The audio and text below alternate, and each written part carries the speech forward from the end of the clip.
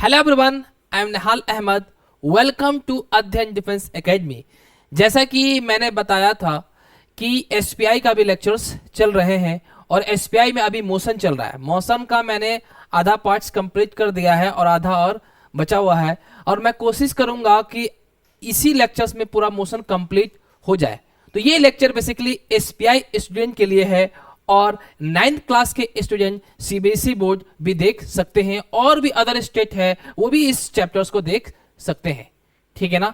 जैसे आपको जानकर ये खुशी होगी, जैसा कि मैं पहले बताया था कि हमारा अध्ययन डिफेंस एकेडमी ने 7 स्टूडेंट का रिटन क्वालिफाई हुआ है। 7 स्टूडेंट रिटन क्वालिफाई किया है, जिसमें से 2 स्टूडेंट्स एसएसबी रिकमेंड हो चुके हैं। ठीक है ना। तो चलिए हम लोग चलते हैं आज मोशन की तरफ। ठीक है ना। मोशन में हमने क्या पढ़ा? मोशन में बेसिकली हमने रेस्ट पढ़ा कि रेस्ट क्या होता है, मोशन क्या होता है, डिस्टेंस को हमने पढ़ा, डिस्प्लेसमेंट को हमने पढ़ा, स्पीड को पढ़ा, वेलोसिटी को पढ़ा। ठीक है। और एवरेज वेलोसिटी, एवरेज स्पीड, ये सारे टॉपिक्स हमने पिछले लेक्चर्स में कवर किया है। ठीक है। तो आज मैं उससे रिलेटेड पिछले बार कुछ चैप्टर्स, कुछ क्वेश्चंस मैंने उससे रिलेटेड कराया है, और आज मैं कुछ उससे रिलेटेड क्वेश्चन कराऊंगा। ठीक है ना। तो चलिए आज हम लोग पढ़ते हैं मोशन के बारे में। तो मोशन में हम न्यूमेरिकल करते हैं। ठीक है ना। तो पहला देखिए क्या है न्यूमेरिकल है। ऐसे न्यूमेरिकल्स तो मैंने बहुत सारा करा दिया है ये, और आगे देखते हैं कि न्यूमेरिकल्स के बारे में। To complete a journey of 200 kilometre a truck requires 4 hours. Calculate the average speed. यानी इसका एवरेज स्पीड निकालना है। तो एवरेज स्पीड क्या होता है? What is average speed? Average speed equal to क्या होता है? Total distance by total time. यही होता है ना। समझ पा रहे हो अच्छे से? इसमें किसी को प्रॉब्लम है क्या? ठीक है। तो टोटल डिस्टेंस कितना हुआ?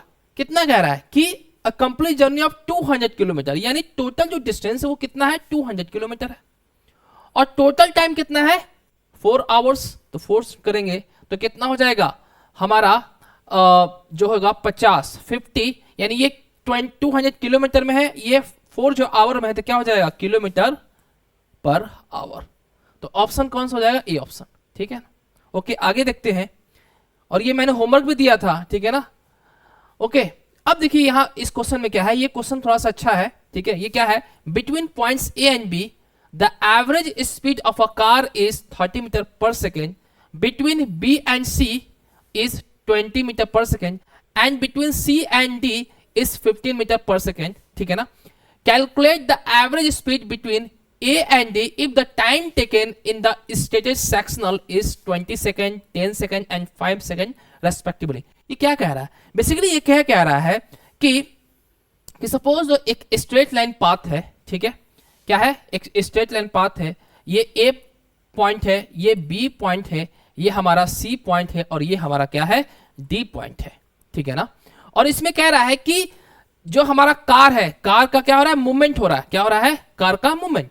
तो कार का मूवमेंट हो रहा है, तो ये कह रहा है कि ए से बी के बीच में जो इसका स्पीड है वो कितना है?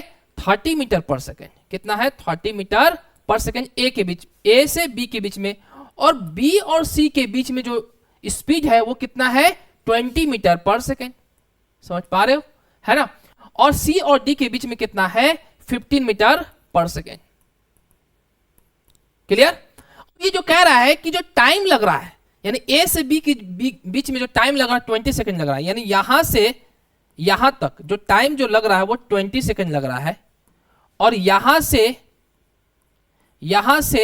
जो टाइम लग रहा है 10 सेकंड। बी और सी के बीच में 10 सेकंड लग रहा है, और सी और डी के बीच में जो टाइम लग रहा है वो कितना लग रहा है? 5 सेकंड लग रहा है। समझ में आ रहा है अच्छे से? ओके। तो अब हमें क्या निकालना है कि एवरेज स्पीड क्या होगा। हमने क्या बताया? बस एक फॉर्मूला आपके पास है। क्या कर सकते हैं कि average speed equal to total distance. भाई क्या होता है? Total time. लेकिन यहां पे डिस्टेंस दिया हुआ है क्या? ये डिस्टेंस पता ही नहीं है ना। तो सपोज करो कि यहां से यहां तक जो डिस्टेंस है वो S1 मान लो, A से B के बीच में S1 मान लो, B और C के बीच में S2 मान लो, और C और D के बीच में S3 मान लो। समझ पा रहे हो अच्छे से? तो डिस्टेंस कितना चला? S1, ठीक है, plus S2 plus S3। Time क्या है? What is time? टाइम तो लिख सकते हो आराम से, यहाँ पे क्या है 20, यहाँ पे 10, यहाँ पे क्या है 15। तो हम डायरेक्ट यहाँ लिख सकते हैं 20 प्लस 10 प्लस 5, है ना।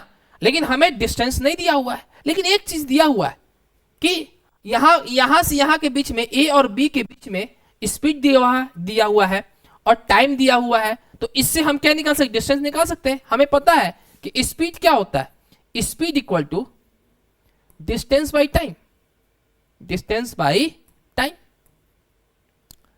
तो अगर हमारा स्पीड जो है A और B के बीच में 30 है, तो डिस्टेंस मान लो, डिस्टेंस कितना हमने S1 माना है, तो टाइम कितना हमारा 20, तो हमारा S1 कितना हो जाएगा 30 इंटू 20, यानी कितना होगा 600 मीटर हो जाएगा। तो यहां पे क्या लिखेंगे? S1 equal to 600 metre. उसी तरह S2 हम कितना निकाल सकते हैं? S2 हम निकाल सकते हैं S2 इक्वल टू क्या? S2 क्या होगा? Speed into time. तो यहां B और C के बीच में स्पीड कितना है 20, और टाइम कितना है? मतलब हमें क्या समझ में आ रहा है कि डिस्टेंस क्या होता है? स्पीड इंटू टाइम, यही होता है ना। तो अगर हम BC का अगर हम डिस्टेंस निकालना चाहते हैं तो कैसे निकालेंगे? S2 इक्वल टू स्पीड कितना है 20, टाइम कितना है हमारा 10 है, तो कितना हो गया 200 हो गया। तो यहां 200 लिख दीजिए। अब S3 निकालना चाहते हैं, देखिए S3 निकालेंगे तो क्या होगा? देखो यहां का स्पीड कितना है 15, टाइम कितना है 5, कितना हो गया 15 5 जा 25 मीटर, यानी कितना 75।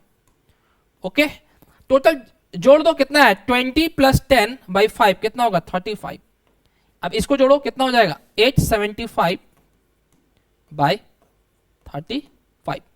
ओके, अब मैं क्या करता हूं, इसको दोनों को 7 से काट देता हूं, तो क्या हो जाएगा? देखो 7 1 जा 7 एंड 7 2 जा 14, है ना।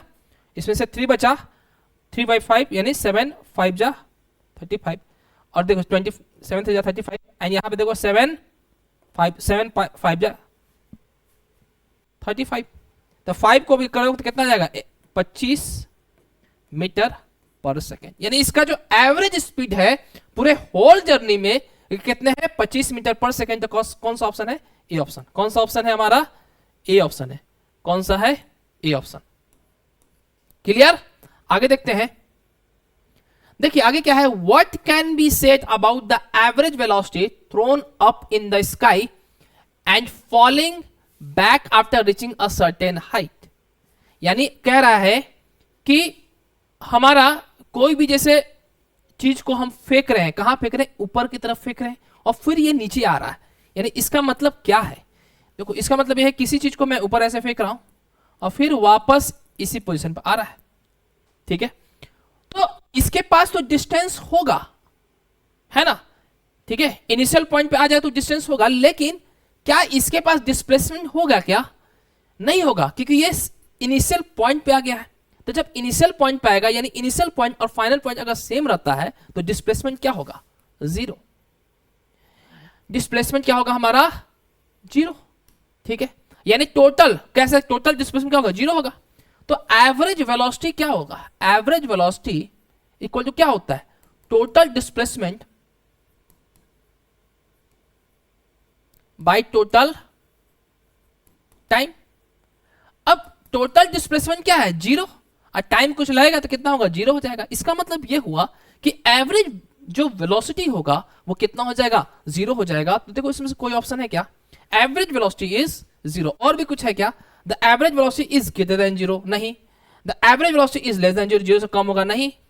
The average velocity non zero तो होगा ही नहीं, ठीक है ना। तो इसलिए क्या होगा, जब कभी भी इनिशियल पॉइंट और फाइनल पॉइंट सेम रहता है तो हमारा डिस्प्लेसमेंट 0 होता है। जब डिस्प्लेसमेंट 0 होगा तो हमारा वेलोसिटी भी 0 होगा, ठीक है, अगर हम टोटल डिस्प्लेसमेंट की बात करेंगे तो हमारा एवरेज वेलोसिटी क्या होगा, उसके कॉरस्पॉन्डिंग हमारा एवरेज वेलोसिटी होगा। तो अगर हमारा टोटल डिस्प्लेसमेंट जीरो है तो हमारा एवरेज वेलोसिटी भी क्या होगा, जीरो होगा। समझ पा रहे हो अच्छे से? ओके, आगे देखते हैं। अब ये क्या कह रहा है, देखो फाइंड द, ये तो बहुत आसान क्वेश्चन है, इसमें तो कुछ है नहीं। Find the average velocity when the changes in displacement in 3 consecutive instance are 8 metre, 10 metre, 12 metre and the total time taken is 6 second. ये क्या कह रहा है, कह रहा है कि अगर कोई हमारा गाड़ी है, जैसे मान लो कोई कार है, ठीक है ना, वो यहां से यहां जा रहा है, तो पहले कितना चल रहा है, 10 मीटर, फिर कितना चल रहा है, 12 मीटर, फिर कितना चल रहा है, सॉरी पहले 8 मीटर चल रहा है, सॉरी पहले 8 मीटर, फिर 10 मीटर, फिर इसके बाद कितना चल रहा है, 12 मीटर। और टोटल जो टाइम लग रहा है यहां से लेकर यहां तक जो टाइम लग रहा है, मान लो यहाँ t इक्वल टू 0 है तो ये कितना हो जाएगा, t इक्वल टू 6 सेकेंड, यानी टोटल टाइम कितना लग रहा है, 6 सेकेंड लग रहा है ना। तो कह रहा है कि फाइंड द एवरेज वेलोसिटी, यानी एवरेज वेलोसिटी क्या होगा, समझ पा रहे हो? तो एवरेज वेलोसिटी क्या होगा, एवरेज वेलोसिटी होगा टोटल डिस्प्लेसमेंट अपन में क्या होगा, टोटल टाइम। अब देखो बेसिकली ये स्ट्रेट लाइन मोशन है ना, तो स्ट्रेट लाइन में क्या होता है कि डिस्टेंस और डिस्प्लेसमेंट क्या होगा, बराबर होता है। तो देखो डिस्प्लेसमेंट क्या होगा, पहले 8 मीटर लिख लो, यहां पे पहले कितना लिख लो, 8 मीटर प्लस फिर कितना हुआ 10, फिर कितना हुआ 12, टोटल टाइम कितना लगा 6, सबको जोड़े कितना हो जाएगा 30/6, कितना हो जाएगा हमारा 5, यानी 5 मीटर पर सेकंड। तो ऑप्शन कौन सा हो जाएगा, ए हो जाएगा। ठीक है ना, आसान है ना। चलो आगे बढ़ते हैं। ओके, अब देखिए हम पढ़ेंगे टाइप्स ऑफ मोशन।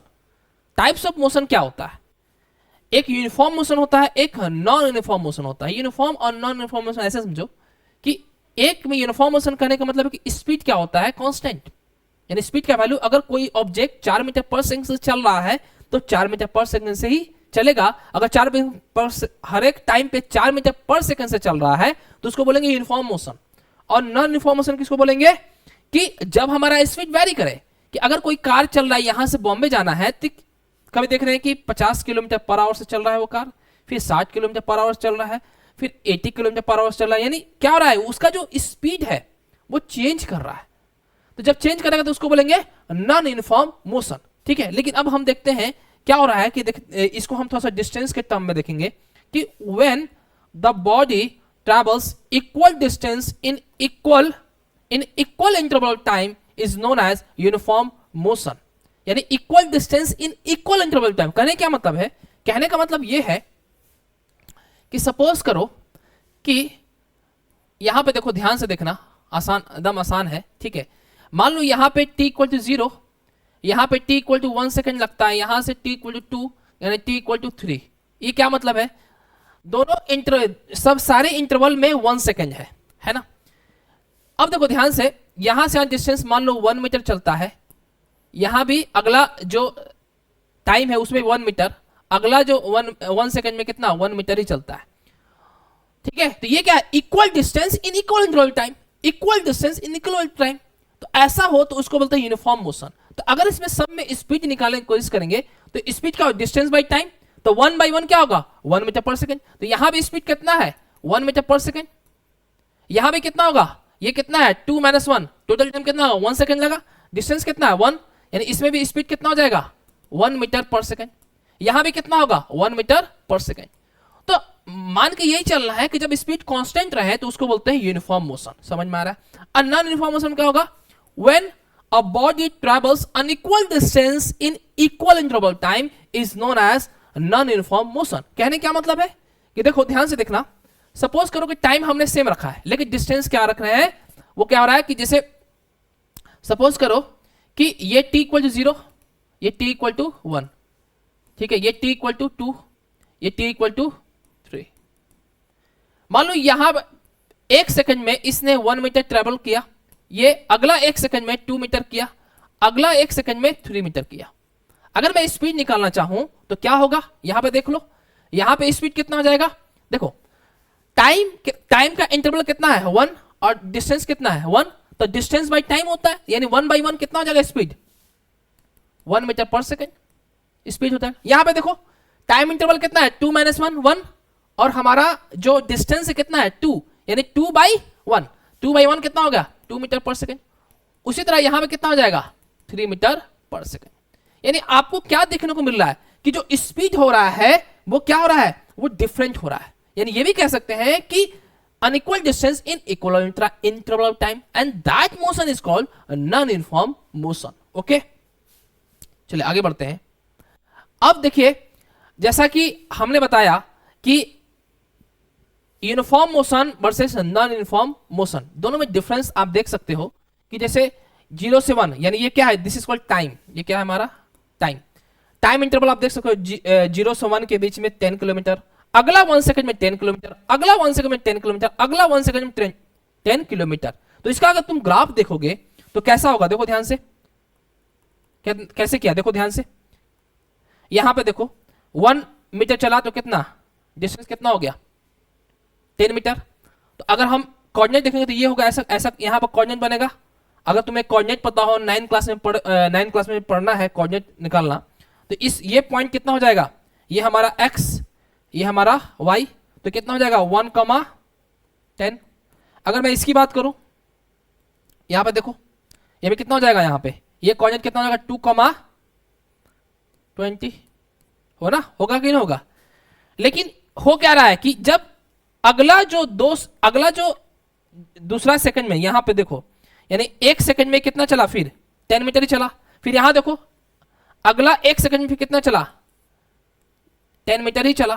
तो इसका ग्राफ कैसा बना, स्ट्रेट लाइन बनेगा, कैसा बनेगा स्ट्रेट लाइन। तो ऐसे मोशन को बोलेंगे यूनिफॉर्म मोशन, क्या बोलेंगे यूनिफॉर्म मोशन, ठीक है ना। ओके, अब देखो ध्यान से देखो, वेलोसिटी इक्वल टू क्या हुआ, डिस्टेंस बाय टाइम होता है, स्पीड इक्वल टू क्या होगा डिस्टेंस बाय टाइम। अगर मैं इसको थीटा मान लूं, ठीक है, तो ये अगर हमारा अगर मैं इसको थीटा मान लूं तो ये कितना होगा डिस्टेंस होगा, अगर ये डिस्टेंस होगा कि नहीं होगा, और ये कितना होगा टाइम होगा, ठीक है। तो डिस्टेंस बाय टाइम हम क्या लिख सकते हैं, देखो तो tan थीटा लिख सकते हैं क्या, देखो ना, अगर ये थीटा है, आपने 10th क्लास में पढ़ा, ट्रिग्नोमेट्री में पढ़ा है ना, ठीक है। 9th वालों को थोड़ा सा प्रॉब्लम आ रही होगी, अगर नहीं तो बस अब याद कर ले कि हाँ ये स्ट्रेट लाइन मोशन होता है, ठीक है ना। लेकिन इस पे स्टूडेंट तो समझ पाएंगे क्योंकि ये सब चीजें वो लोग कुछ जानते होंगे, ठीक है ना, ट्रिग्नोमेट्री में, ठीक है ना। तो tan थीटा क्या होता है, ये मतलब परपेंडिकुलर है, ये बेस है, तो tan थीटा क्या लिखते हैं, tan theta equal to perpendicular by base. तो यहाँ पे परपेंडिकुलर क्या है डिस्टेंस है, और यहाँ पे क्या है टाइम, तो tan थीटा। तो ये आप खुद देख सकते हो कि पूरा ये ऐसे अगर स्ट्रेट लाइन है तो सब पे एंगल कितना बनेगा, थीटा ही बनेगा, सब पे क्या बनेगा थीटा बनेगा। यानी हमारा जो एंगल जो बनेगा वो कैसा है, सब जगह सेम है। यानी इससे ये भी समझ सकते हो कुछ यूनिफॉर्म मोशन में जो इसका जो एंगल बनेगा वो क्या होगा सेम बनेगा। लेकिन इसमें देख लो ये वाला क्या है θ1, यहां तुम देख लो, अगर यहां पे ऐसे ड्रॉ कर दे θ2, यहां देखो यहां पे थीटा का वैल्यू जो है वो डिफरेंट है ना। अभी क्या हो रहा है, 1 मीटर में कितना चला इसने 20 मीटर चल गया, देखो अगला 1 मीटर में कितना चला भाई, देखो कितना चला, मतलब 10 मीटर चला, देखो ना यहां पे क्या है 20, यहां पे क्या है 30, तो कितना चला 30 - 20 10 चला, ठीक है ना। वैसी अगला 3 मीटर में कितना चला, ये मान लो कितना 35, तो कितना हुआ 35 - 30 5 मीटर। यानी अगला 1 सेकंड में कितना चला 5 मीटर, ठीक है ना, समझ में आया। तो ये मोशन कैसा है, नॉन यूनिफॉर्म मोशन है, ठीक है ना। तो इसको बोलते हैं यूनिफॉर्म मोशन, इसको बोलते हैं non uniform motion. Non uniform motion इसको ही बोलते हैं, ऐसे ग्राफ रहेगा, इसको भी नॉन यूनिफॉर्म मोशन बोलेंगे, समझ में आया अच्छे से, ठीक है ना। आगे बढ़ते हैं। अब कह रहा है कि what does the slope of distance time graph. देखो बेसिकली जो हमने यहां पे जो tan थीटा निकाला है, इसी tan थीटा को स्लोप बोलते हैं, क्या बोलते हैं स्लोप। अब बताओ स्लोप ऑफ ये slope of distance time graph क्या मिलेगा, जिससे स्पीड मिलेगा, वेलोसिटी नहीं मिलेगा। तो याद एक चीज रख लो, हम यहां पे लिखवा देते हैं स्लोप ऑफ, यहां समझ में आया कि नहीं, देखो ना ध्यान से, देखो नहीं समझ में आया क्या, देखो स्पीड क्या होता है, डिस्टेंस बाय टाइम, और ये डिस्टेंस बाय टाइम क्या है, टाइम थीटा, है कि नहीं। तो स्लोप क्या मिल रहा है यहां पे स्लोप क्या मिल रहा है, स्पीड मिल रहा है। इसका मतलब जब स्लोप ऑफ ग्राफ ऑफ, अगर स्लोप में अगर हमें निकालना है कि डिस्टेंस टाइम ग्राफ में हमारा स्लोप क्या होगा, है ना, तो वो क्या होगा हमारा स्पीड, है ना। उसी तरह slope of displacement time graph क्या मिलेगा, वेलोसिटी, ठीक है ना। तो ये आप लोग लिख लो कि slope of distance time graph क्या मिलता है, gives speed, and slope of displacement time graph gives velocity, ठीक है ना, क्या मिलता है, वेलोसिटी। उसी तरह slope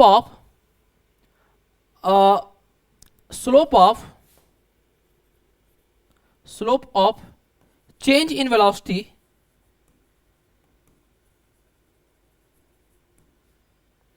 and time graph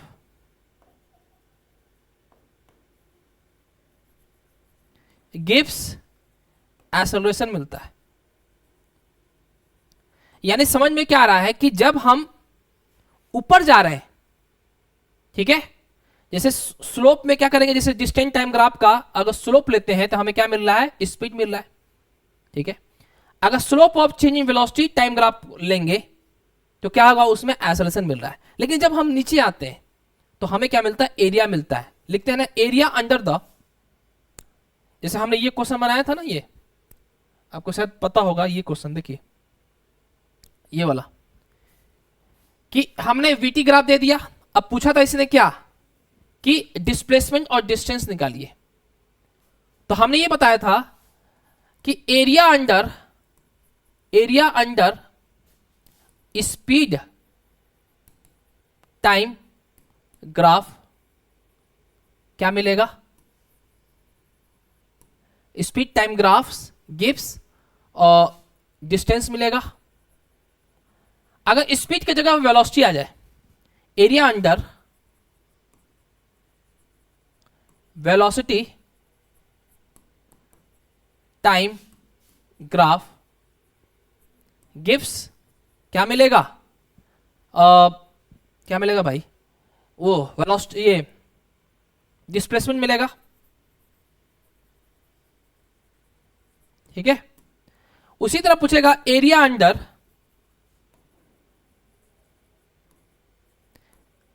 acceleration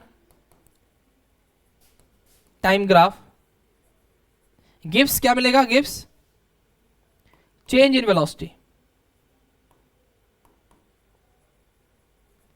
तो इसका मतलब जब ऊपर जाएंगे तो स्लोप लेंगे और जब नीचे आएंगे तो एरिया लेंगे, ठीक है ना।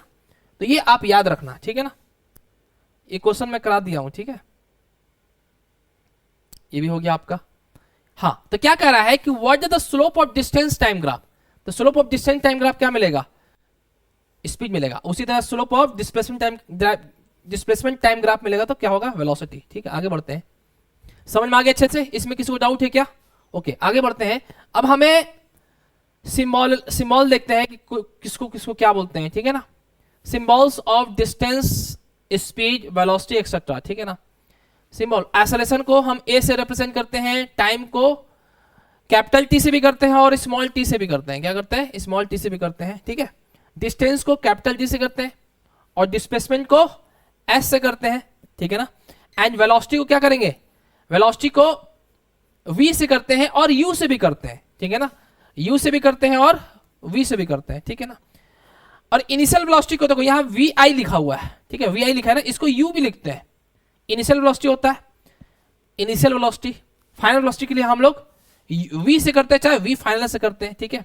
और चेंज इन, मतलब कोई भी चीज चेंज लिखना है तो उसके लिए डेल्टा लिखते हैं, जैसे क्या क्या है, मतलब लिखते हैं कि डेल वी, इसका मतलब क्या है, चेंज इन वेलोसिटी, यानी इसको लिख सकते हैं v final minus v initial. समझ पाया? अगर कह रहेगा change mass, change of mass, तो क्या लिखेंगे m final minus m initial. ठीक है ना? ठीक है, तो इसको चेंज के लिए यूज करते हैं। ठीक है ना? g का वैल्यू जो होता है 9.8 मीटर पर सेकेंड स्क्वायर होता है, स्क्वायर लिख लीजिए, यहाँ पे गलती है। ठीक है, 9.8 मीटर पर सेकेंड स्क्वायर। तो जी को क्या बोलते हैं? Acceleration due to gravity. Okay, चलिए आगे बढ़ते हैं। अब यहां पे क्या है कि हमारा पूछ रहा है कि the rate of change of velocity of an object with respect to time is called acceleration. ये क्या है? What is acceleration? The rate of change of velocity with respect to time is called acceleration. यानी velocity का change होना time के respect में, उसको बोलते हैं एक्सेलरेशन। अगर वेलोसिटी चेंज नहीं होगा तो बॉडी हमारा एक्सेलरेट नहीं करेगा। समझ पा रहे हो? तो एक्सेलरेशन होने के लिए वेलोसिटी का चेंज होना अति आवश्यक है। Velocity not speed, velocity. समझ पाया? ध्यान देना इस चीज को। ठीक है, ओके। ये एक्सेलरेशन जो होता है this is called vector quantity. ये कैसे होते हैं? ये वेक्टर क्वांटिटी। अब वेक्टर क्वांटिटी किसको बोलते हैं? जिसके पास मैग्नीट्यूड होता है और डायरेक्शन भी होता है। ठीक है ना? तो इसलिए हम एक्सेलरेशन को वेक्टर क्वांटिटी बोलते हैं। अब वेक्टर क्वांटिटी है तो ये भी इट में भी पॉजिटिव और नेगेटिव। ये पॉजिटिव भी होता है और नेगेटिव भी होता है। ये पॉजिटिव कब होगा और नेगेटिव कब होगा अभी थोड़ी देर में बताते हैं आपको, है ना? Negative acceleration is also called retardation या deceleration. Deceleration, deceleration. Negative acceleration को हम लोग डी एक्सेलरेशन भी बोलते हैं या रिटार्डेशन भी बोलते हैं। समझ पा रहे हो अच्छे से? ठीक है, अब देखिए ध्यान से, हमारा एक्सेलरेशन नेगेटिव कब होता है? ठीक है ना? एक्सेलरेशन नेगेटिव तब होता है कि जब हमारा, देखना कि जब हमारा कार जो है स्लो हो जाए, जब हमारा कार स्लो हो जाए, ठीक है ना, तो उस समय हमारा जो एक्सेलरेशन होगा वो नेगेटिव होगा। क्या होगा? जैसे अगर हमारा स्पीड है, अगर हमारा स्पीड यानी मैग्नीट्यूड वाइज बात कर रहे हैं, चाहे अगर वेलोसिटी हमारा क्या कर जाए, डिक्रीज कर जाए, तो उस समय हमारा एक्सेलरेशन क्या आएगा? नेगेटिव आएगा। क्या आएगा? नेगेटिव आएगा। ठीक है, ओके। जब हमारा एक्सेलरेशन पॉजिटिव कब होगा? जब कार का स्पीड या कोई भी ऑब्जेक्ट का स्पीड बढ़ जाए। ठीक है, यानी इनिशियल वेलोसिटी कम है और फाइनल वेलोसिटी ज्यादा है, तो उस केस में एक्सेलरेशन पॉजिटिव होगा। तो इससे एक चीज और समझ में आ रहा है कि हमारा कोई भी चीज स्पीड कोई भी कार का स्पीड इंक्रीज कैसे करता है? जब हमारा एक्सेलरेशन और वेलोसिटी का डायरेक्शन क्या हो? सेम हो। या ये कह सकते हो कि जब हमारा वेलोसिटी और एक्सेलरेशन का डायरेक्शन सेम हो तो उस समय हमारा कार का स्पीड क्या हो जाएगा? बढ़ जाएगा। लेकिन जब हमारा एक्सेलरेशन और वेलोसिटी का डायरेक्शन अगर कम हो, तो सॉरी कम नहीं हो, डायरेक्शन अपोजिट हो, तो उस समय हमारा कार का जो स्पीड होता है वो घट जाता है। ठीक है ना? समझ में आ रहा है? ठीक है, हालांकि ये जो एक्सेलरेशन का जो रिलेशन है वो बेसिकली फोर्स से है, क्योंकि एक्सेलरेशन जो प्रोड्यूस होता है वो फोर्स से होता है। ठीक है ना? तुम ऐसे समझ सकते हो कि जैसे हम साइकिल पे बैठे हुए हैं, ठीक है, साइकिल बैठे हुए हैं और हम क्या करते हैं? पीछे से फोर्स लगा देते हैं, तो साइकिल का स्पीड बढ़ेगा कि घटेगा? बढ़ जाएगा। क्यों? क्योंकि हमने फोर्स लगाया। तो फोर्स से हमारा एक्सेलरेशन प्रोड्यूस हुआ, क्योंकि फोर्स इक्वल टू क्या होता है? Mass into acceleration. तो जो डायरेक्शन फोर्स का होगा वही डायरेक्शन एक्सेलरेशन का होगा। तो जब हमने साइकिल पे ऐसे पुश किया तो एक्सेलरेशन, फोर्स इस डायरेक्शन में लगाया तो एक्सेलरेशन में इस डायरेक्शन में होगा। तो इसलिए अब वेलोसिटी हमारा इसी डायरेक्शन में है, तो क्या होगा कि स्पीड, वेलोसिटी का डायरेक्शन इधर, एक्सेलरेशन का डायरेक्शन इधर, तो उसका जो साइकिल का जो स्पीड है वो क्या होगा? बढ़ जाएगा। लेकिन अब साइकिल चल रहा है आगे की तरफ, हम पीछे की तरफ फोर्स लगा रहे हैं, तो क्या होगा? एक्सेलरेशन का डायरेक्शन इस तरफ है, स्पीड इस डायरेक्शन, यानी दोनों का डायरेक्शन क्या है? अपोजिट। एक्सेलरेशन इस तरफ, एक्सेलरेशन इस तरफ, स्पीड इस तरफ, तो दोनों का डायरेक्शन अपोजिट है, तो क्या होगा? उसका स्पीड डिक्रीज करेगा कि नहीं करेगा? तो ऐसे तुम सोच सकते हो। ठीक है ना? ओके। अब क्या है? कह रहा है कि the rate of change of velocity with respect time, यानी change in velocity by time को ही क्या बोलेंगे? एक्सेलरेशन बोलेंगे। समझ पा रहे हो अच्छे से? चलिए, आसान है ना? ठीक है। अब यहां पे क्या कह रहा है, पॉजिटिव एंड नेगेटिव एक्सेलरेशन। वही है जो मैंने बताया, पॉजिटिव एक्सेलरेशन किसको बोलेंगे कि जब हमारा वेलोसिटी बढ़ जाए तो उसको बोलेंगे, किसी भी ऑब्जेक्ट का वेलोसिटी बढ़ जाए तो हमारा वो एक्सेलरेशन कैसा होगा, पॉजिटिव होगा। जब हमारा नेगेटिव एक्सेलरेशन किसको बोलेंगे कि जब हमारा वेलोसिटी डिक्रीज कर जाए तो उसको बोलेंगे नेगेटिव एक्सेलरेशन। ठीक है ना? ओके। या ये कह सकते हो, ये भी कह सकते हो कि जैसे हमेशा याद रखना कि ऐसा नहीं है, देखो ध्यान से देखना, बहुत सारा चीज है, देखो ऐसे समझना कि जब हमारा स्पीड, वेलोसिटी और एक्सेलरेशन का डायरेक्शन अगर सेम हो तो उस समय एक्सेलरेशन क्या होगा, पॉजिटिव होगा। यहां पे देखो, यहां पे क्या है, वेलोसिटी भी इधर ही है और स्पीड भी इधर ही है, तो इस समय भी एक्सेलरेशन क्या होगा, पॉजिटिव होगा। समझ पा रहे हो अच्छे से? अगर ये ऐसे रहे, वेलोसिटी इधर, एक्सेलरेशन इधर, तो इस समय एक्सेलरेशन क्या है, नेगेटिव है। अगर हमारा स्पीड इधर है और सॉरी स्पीड इधर है, वेलोसिटी इधर है और हमारा एक्सेलरेशन क्या है, इधर है, तो उस समय हमारा एक्सेलरेशन क्या होगा, नेगेटिव होगा। तो मान के यही चल रहा है कि एक्सेलरेशन पॉजिटिव कब होगा, जब हमारा स्पीड जो है, एक्सेलरेशन पॉजिटिव कब होगा, जब हमारा इस वेलोसिटी और एक्सेलरेशन जो का डायरेक्शन होगा वो सेम होगा, अदरवाइज एक्सेलरेशन नेगेटिव होगा। ठीक है ना? ओके। तो यही सब चीजें लिखा हुआ है और कुछ नहीं है, है ना? इसको आप एक बार देख सकते हो। ठीक है, आप इसको देख सकते हो। ठीक है, आगे देखते हैं। ओके, अब क्या है, ग्राफिकल रिप्रेजेंटेशन ऑफ मोशन। ठीक है, डिस्टेंस टाइम ग्राफ। ये क्या है, डिस्टेंस टाइम ग्राफ। इसमें देखो, इसमें क्या हो रहा है, टाइम, समय बीतते जा रहा है। जैसे मान लो कि डिस्टेंस हमने, ये क्या है, मान लो सपोज तो करो कि ये 2 मीटर डिस्टेंस है। अब 2 मीटर में देख रहे हैं कि टाइम बीतते जा रहा है, लेकिन हमारा जो डिस्टेंस है वो क्या रहा है, कांस्टेंट है। इसका मतलब ये है कि हमारा जो बॉडी है वो कैसा है, स्टेशनरी है, यानी रुका हुआ है। ठीक है, अब यहां तुम देख सकते हो कि ये कैसा यूनिफॉर्म मोशन है। यूनिफॉर्म मोशन में क्या होगा, स्पीड क्या होगा, कांस्टेंट होगा। ठीक है, इसमें क्या हो रहा है, इसमें आप देख सकते हो ग्राफ में, इसमें देखो स्लोप भी क्या है, कांस्टेंट है। सब जगह क्या कांस्टेंट है ना, तो डिस्टेंस टाइम ग्राफ में स्लोप कांस्टेंट है, मतलब क्या है, हमारा स्पीड कांस्टेंट है। यहां पे देखो, यहां पे देखो एंगल, देखो एंगल क्या होते जा रहा है, चेंज होते जा रहा है। यहां पे देखो एंगल, देखो बढ़ते जा रहा है एंगल। तो इसका मतलब क्या हुआ, ये हमारा स्पीड क्या हो रहा है, बढ़ रहा है, क्योंकि स्लोप बढ़ रहा है। इसका मतलब थीटा का वैल्यू बढ़ रहा है, इसका मतलब tan थीटा क्या होगा, बढ़ेगा। अगर tan थीटा बढ़ेगा तो स्पीड क्या होगा, बढ़ेगा। तो ये कैसा है, नॉन यूनिफॉर्म मोशन है, लेकिन स्पीड क्या होगा, इंक्रीज करेगा। लेकिन इसमें देखो, इसमें हमारा जो स्पीड होगा डिक्रीज करेगा। ठीक है ना, है ना? ठीक है ना, इसको बोलते हैं नॉन यूनिफॉर्म मोशन। ओके, चलिए आगे देखते हैं। आगे क्या है, वेलोसिटी टाइम ग्राफ। अब वेलोसिटी टाइम ग्राफ दिख रहा है क्या सबको, नहीं दिख रहा है क्या? तो नहीं दिख रहा भाई, चलो मैं दिखा देता हूं। ठीक है, ये ऐसे है, ये क्या हुआ, ये ऐसे, ये ऐसे है ना। अब दिख रहा है सबको, ये क्या है, वेलोसिटी, ये टाइम। इसमें क्या है, देखो देख सकते हो आप कि टाइम हमारा बीतते जा रहा है, टाइम पास होते जा रहा है, लेकिन हमारा वेलोसिटी क्या है, कांस्टेंट है। तो इस समय हमारा वेलोसिटी क्या है, कांस्टेंट है। तो इसमें एक्सेलरेशन क्या होगा, जीरो एक्सेलरेशन, क्योंकि एक्सेलरेशन क्या होता है, change velocity with respect time, यानी वेलोसिटी चेंज कर ही नहीं रहा है।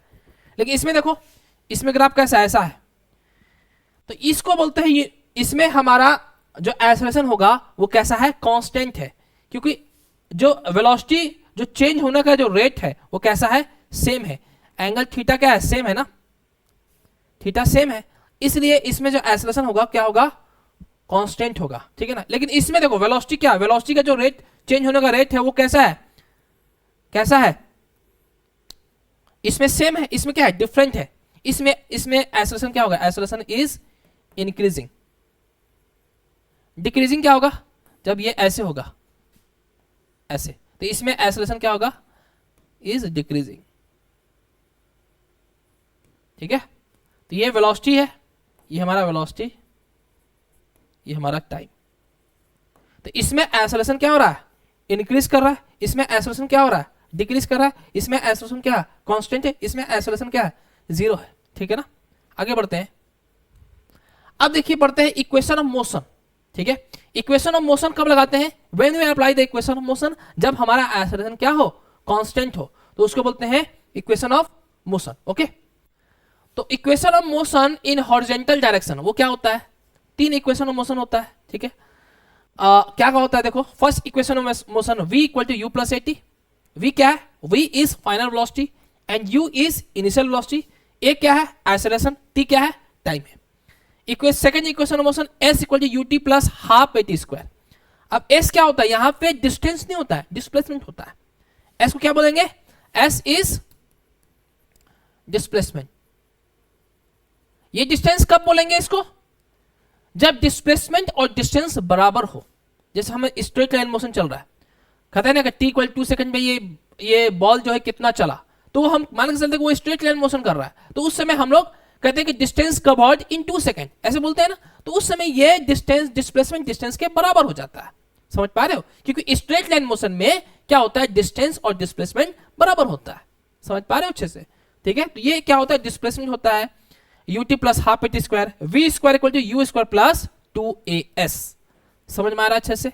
ठीक है, तो ये आपको याद होना चाहिए। 3 इक्वेशन ऑफ मोशन है, v equal to you plus AT. जैसे पहला वाला तो आपने निकाल लिया होगा, a equal to v minus U by T. तो अब इसको इधर लाएंगे तो क्या होगा? v minus U equal to AT, यानी v equal to you plus AT. तो फर्स्ट ऐसे आता है, ठीक है। सेकंड का भी डेरिवेशन है, उसको हम ग्राफिकल वो आप लोग कर सकते हैं, बस उसकी जरूरत नहीं है एसपीआई में। बस ये फॉर्मूला आपको याद होना चाहिए, कोई भी डेरिवेशन नहीं पूछेगा, ठीक है। इसको आप डेराइव कीजिए, ऐसा कुछ नहीं पूछेगा, ठीक है। तो पहला इक्वेशन ऑफ मोशन क्या है? v equal to you plus a t. दूसरा क्या है? s equal to u t plus half eighty square. And third is v square equal to you square plus 2as। Okay, अब equation of motion in vertical direction. अब vertical direction में जा रहा है तो यहां पे क्या है? हाइट आ जाएगा, h आ जाएगा। समझ पा रहे हो? और दूसरा क्या होगा? a की जगह पे g आ जाएगा। g क्या होता है? g is the acceleration due to gravity, यानी ग्रेविटी के कारण जो एक्सेलरेशन प्रोड्यूस होता है, ग्रेविटी के कारण जो एक्सेलरेशन प्रोड्यूस होता है, that acceleration is called acceleration due to gravity. समझ पा रहे हो अच्छे से? ठीक है ना? तो देखो यहां पे हम हॉरिजॉन्टल में लिख देते हैं। v इक्वल टू क्या होता है? u plus a t. यहां क्या होगा? v square equal to you square plus 2s, ठीक है। और यहां पे क्या हो जाएगा? यहां पे s equal to u t plus half eighty square, ठीक है। तो यहां पे v भी सेम रहेगा, u भी सेम रहेगा, बस a की जगह पे g हो जाएगा। यहां पे s की जगह पे h हो जाएगा एंड a की जगह पे g हो जाएगा। v square equal you square plus एक जो हमारा a है, a की जगह पे a हो जाएगा, सॉरी g हो जाएगा, और s की जगह पे h हो जाएगा, ठीक है। नोट, यहां पे नेट क्या है? At the point of projection we take the origin. कहने क्या मतलब है? कि जहां से हम चीजों को थ्रो करते हैं, जहां से चीजों को हम फेंकते हैं, ठीक है, उसको हम ओरिजिन मान लेंगे। क्या ये साइन कन्वेंशन मैं बता रहा हूं? दिस वो साइन कन्वेंशन, बहुत ही लोगों को प्रॉब्लम आती है इसमें, ठीक है ना। तो जहां से हम चीजों को फेंकते हैं ऊपर की तरफ, उस पॉइंट को क्या बोलते हैं? ओरिजिन मान लेते हैं। जैसे सपोज करो कि मैं अर्थ से किसी बॉल को फेंक रहा हूं, तो अर्थ हमारा क्या हो गया? ओरिजिन हो गया। तो ऊपर जाएंगे तो पॉजिटिव, और नीचे जाएंगे तो, अर्थ के अंदर जाएंगे तो नेगेटिव। मान लो हमने टावर पे चढ़ गए, मान लो सपोज हम 10 मंजिला बिल्डिंग पे चढ़ गए, वहां से किसी बॉल को फेंक रहे, तो 10 मंजिला जो है वो ओरिजिन हो जाएगा। तो ऊपर जाएगा, उसका 10 मंजिला के ऊपर जाएगा तो पॉजिटिव, और 10 मंजिला से नीचे जाएगा तो नेगेटिव। समझ पा रहे हो? इसको ध्यान में रखना है, ओके। और upward and downward motion we take always g is negative. क्या इसका मतलब है? कि अगर हम बॉल को ऊपर फेंकते हैं, चाहे ऊपर से नीचे फेंकते हैं, दोनों केस में एक्सेलरेशन हम जो लेंगे वो g लेंगे, और g कैसा होगा? नेगेटिव लेंगे, नेगेटिव साइन इंडिकेट करेंगे। समझ पा रहे हो? चीज इसको ध्यान में रखना है, ठीक है ना। जैसे देखो, सॉरी, जैसे ऐसे समझो, सपोज करो कि हम यहां से बॉल को फेंक रहे हैं, ऊपर फेंक रहे हैं, ठीक है, ऐसे। तो यहां पे u क्या लेंगे? पॉजिटिव। h क्या लेंगे? वो भी पॉजिटिव आएगा, ठीक है। और देखो हमारा a का वैल्यू क्या होगा? माइनस g होगा, ठीक है। अगर मैं यहां से ऐसे फेंक रहा हूं, ऐसे रिलीज कर रहा हूं, तो खैर यू तो जीरो हो जाएगा, चाहे यू ऐसे करके फेंकेंगे फिर भी उसमें यू क्या लेंगे हम, नेगेटिव लेंगे, ठीक है, यू नेगेटिव, और एच क्या होगा, वो भी नेगेटिव होगा, एंड हमारा ए क्या होगा, वो भी नेगेटिव होगा। तो इसको हम क्या माने, ओरिजिन माने ना इस चीजों को, ठीक है। अगर मैं यहां से मान लो टावर के ऊपर चढ़ गया हूं यहां पे, तो यहां पे ये क्या है, ये हमारा क्या, ओरिजिन, इसको हम क्या बोलेंगे, ओरिजिन, इसको क्या बोलेंगे, ओरिजिन। अब यहां से बॉल को फेंक रहे हैं, तो इसको क्या बोलेंगे, ओरिजिन, क्या बोलेंगे, ओरिजिन। तो इस समय यहां पे यू क्या होगा, पॉजिटिव होगा, है ना।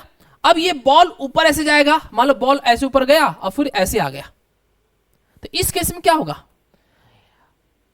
एच यहां से पॉजिटिव, फिर नीचे आएगा नेगेटिव, फिर यहां आएगा तो नेगेटिव आ जाएगा।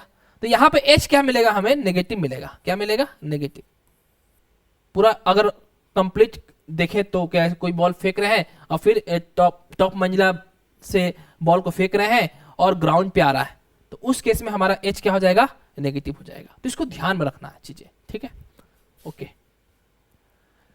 हाँ ओके, एक क्वेश्चन यहां पे देखो, what does the slope of velocity time graph, क्या मिलता है, slope of velocity time graph क्या मिलेगा, एक्सेलरेशन, ठीक है।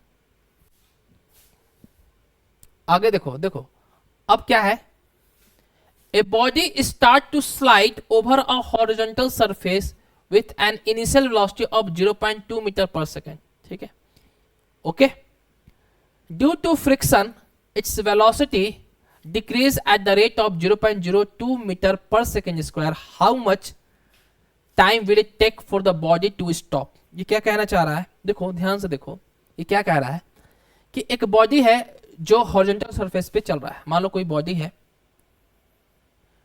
इसका जो इनिशियल वेलोसिटी है वो कितना है, 0.2 मीटर पर सेकेंड, समझ पा रहे हो अच्छे से। ड्यू टू फ्रिक्शन, फ्रिक्शन का कारण क्या होगा, जो वेलोसिटी को डिक्रीज करेगा, और decreases at the rate of, मतलब ये एक्सेलरेशन कह रहा है, एक्सेलरेशन कितना है, 0.02 मीटर पर सेकेंड। तो अब फ्रिक्शन की वजह से ये बॉडी जो है, फ्रिक्शन किधर लगा, इधर लग रहा है ना, तो ये बॉडी क्या होगा, रुकेगा। अब तुम खुद सोचो कि फोर्स का डायरेक्शन इधर है, यानी इसके वजह से क्या होगा, एक्सेलरेशन प्रोड्यूस होगा, अब वो वेलोसिटी के अपोजिट डायरेक्शन होगा, तो एक्सेलरेशन यहाँ पे क्या आएगा, नेगेटिव आएगा। तो यहाँ पे एक्सेलरेशन वाले नेगेटिव लेंगे, क्या लेंगे, नेगेटिव। नेगेटिव क्यों लेंगे, क्योंकि एक्सेलरेशन इधर प्रोड्यूस होगा, क्योंकि हमारा वेलोसिटी किधर, इधर है, तो फ्रिक्शन की वजह से इधर एक्सेलरेशन प्रोड्यूस होगा, तो एक्सेलरेशन क्या लेंगे, नेगेटिव, है ना। अब कुछ समय बाद ये जो है ऑब्जेक्ट जो है, इसका जो फाइनल वेलोसिटी होगा वो जीरो हो जाएगा। तो पूछ रहा है कि टाइम कितना लगा, यानी टी इक्वल 0 से लेकर यहाँ पे टी इक्वल टू टी पूछ रहा है कि टी टाइम कितना लगा कि ये जो हमारा बॉडी वो रुक जाए। तो कौन सा फॉर्मूला लगाएंगे बताओ, v equal to you plus a t लगा लें क्या, हाँ उससे कम बन जाएगा क्या, हाँ बन जाएगा उससे, ठीक है। तो v equal to you plus a t लगा लो, है ना। v का वैल्यू क्या हमारा 0, u का वैल्यू कितना है 0.2, प्लस एक्सेलरेशन कितना है हमारा माइनस 0.02, टाइम कितना है, टाइम ही तो पूछना है, टाइम ही तो पूछ रहा है, t। यानी यहां पे जो t टाइम होता है, ये जो t टाइम होता है, ये इनिशियल वेलोसिटी और फाइनल वेलोसिटी के बीच में जो इंटरवल होता है, that is called time t, ठीक है ना। तो t का वैल्यू क्या हो जाएगा, देखो माइनस 0.2, इसको इधर लाओ,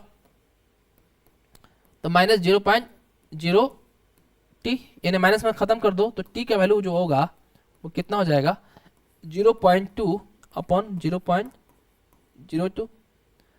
इसको यहाँ पे ऐसे करेंगे तो 1/10, इधर इसको करेंगे तो 100, ये खत्म हो जाएगा पूरा, तो कितना हो जाएगा 10 सेकेंड, यानी जो टाइम होगा वो कितना हो जाएगा 10 सेकेंड हो जाएगा, ठीक है ना। आगे बढ़े, चलो नेक्स्ट क्वेश्चन है, the time taken by train to slow down from 80 kilometre per hour to 20 kilometre with uniform deceleration of 2 metre per second square, ठीक है ना। यहां पे टाइम जो दिया हुआ सेकंड में दिया हुआ है, तो सबसे पहले क्या करेंगे, 80 किलोमीटर पर आवर और 20 किलोमीटर पर आवर को क्या करेंगे, मीटर पर सेकंड में चेंज करेंगे, ठीक है। तो इसको समझ लो ऐसे, जैसे क्या होता है 1 किलोमीटर पर आवर को अगर हम मीटर सेकंड में चेंज करते हैं, कैसे करेंगे, क्या करेंगे, 1 किलोमीटर में कितना मीटर था, 1000 मीटर होता है, तो लिखेंगे यहाँ पे 1000 मीटर, और ये आवर है ना, तो 1 आवर में कितना सेकंड, 1 आवर में 60 मिनट, और 60 मिनट इंटू 60 मिनट में 1 मिनट में कितना सेकंड, 60 सेकंड, यानी 16 into 60 होगा ना। 1 आवर इक्वल टू 60 मिनट। अब क्या करेंगे 60 इंटू 1 मिनट ऐसे करेंगे ना, तो कितना होगा 60 इंटू 60, 1 मिनट में कितना सेकंड 60 सेकंड, यानी कितना हो जाएगा 3600 सेकंड। तो 1 आवर में 3600 सेकंड होता है, तो यहाँ पे क्या लगो 3600 सेकंड हो जाएगा, ठीक है ना। ओके, तो ये 0 0 मर गया, अरे मर गया ना, अरे बोलिए ना, ठीक है। तो क्या हो जाएगा देखो तो 5 बाई कितना हो जाएगा 5 बाई 18, 5 बाई 18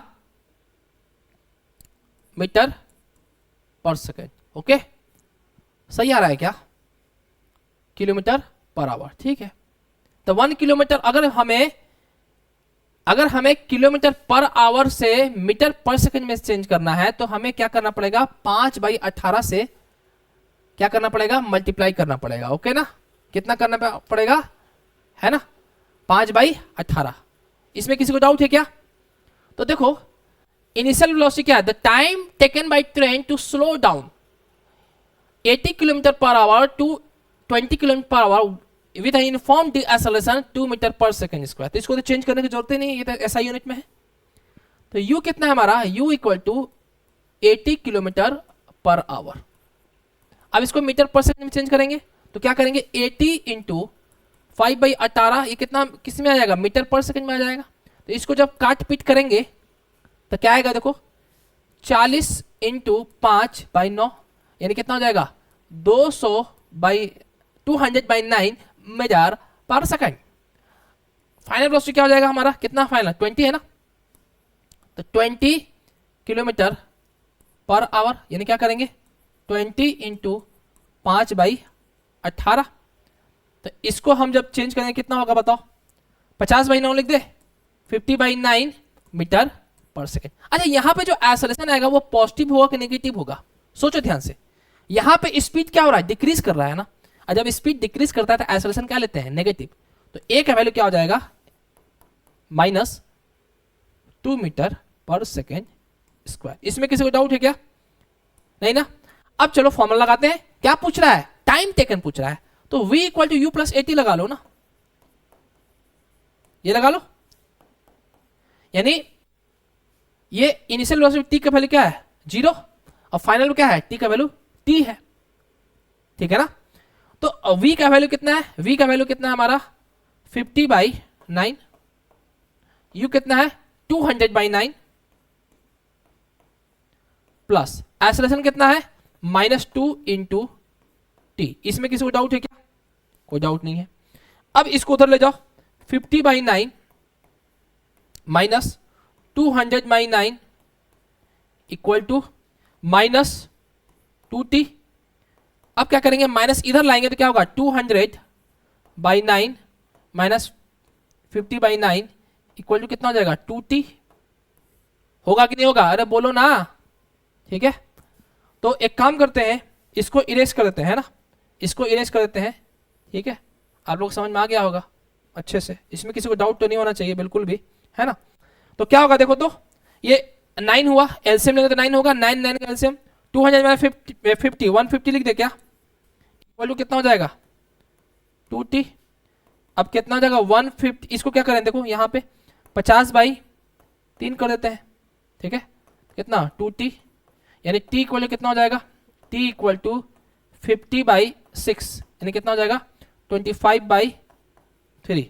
अब 25 बाई 3 कितना होता है, तो बड़ा कंफ्यूजिंग हो गया है ना। देखते हैं इसको अच्छे से करो, क्योंकि ये जो ऑप्शन जो दिया है बड़ा खतरनाक दिया है कि 8.3 होगा 8.4 होगा, है ना।